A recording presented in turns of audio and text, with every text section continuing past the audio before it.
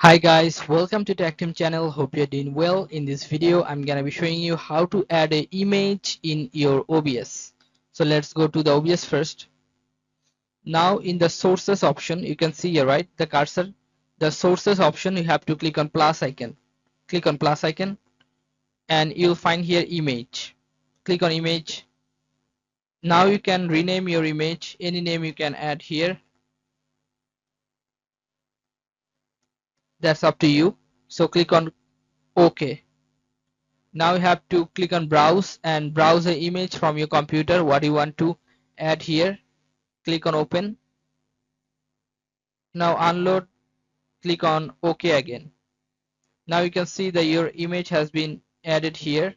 You can make it short or long by using this. Okay, you can make it change the position here with the mouse. You can make it smaller or you can make it bigger with the mouse. So this is how you can do this, guys. If you find this video helpful, then please give a thumbs up and don't forget to subscribe the channel. Thank you so much for watching the video.